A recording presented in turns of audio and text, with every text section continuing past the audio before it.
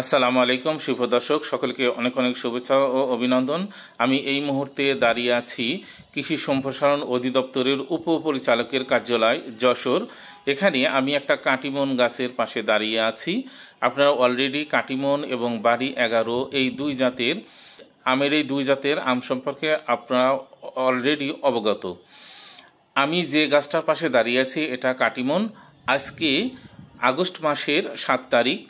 দিব্যি এই কাটিমন গাছে প্রচুর পরিমাণে আম ঝুলছে। আপনাকে অসময়ে আম এই জিনিসটা দেখানোর জন্যই মূলত উপস্থিত হয়েছি। চলুন দেখুন এই একটা ছোট্ট ডালে কি সুন্দর আম এসেছে এবং অসময়ে এই আমগুলো ঝুলে আছে, খুবই সুন্দর। আবার যদি এই পাশে দেখাই, দেখেন এই ডালটাতে 4টা আম এসেছে।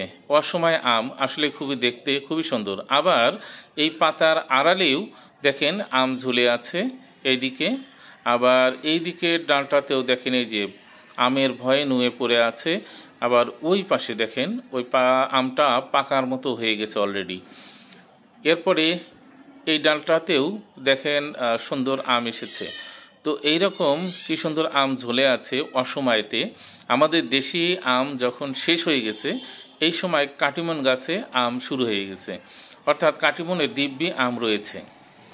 এইটা আমার কাছে খুবই ভালো লেগেছে, যার কারণে আমি এটা করেছি। তবে কাটিমন জাত চাষ করবেন, সবচেয়ে বড় বিষয় হলো সঠিক জাত। সঠিক জাত যদি আপনার না হয় তাহলে কিন্তু আপনি ভালো ফলাফল পাবেন না। দেখেন ছোট্ট একটা গাছেই কি পরিমাণে আম এসেছে। তাই আপনারা যদি 12 মাসই আম চাষ করতে চান তাহলে কাটিমন, বাড়ি 11 এই দুইটি জাত চাষ করুন এবং অবশ্যই জাতটা যাচাই বাছাই করে আপনারা নেবেন। কারণ সঠিক যদি জাত না হয় তাহলে আপনার ফলাফল ভালো আসবে না। তো সবাই ভালো থাকেন, সবার শুভকামনা করছি। সবাই ভালো থাকবেন। আসসালামু আলাইকুম ওয়া রাহমাতুল্লাহ।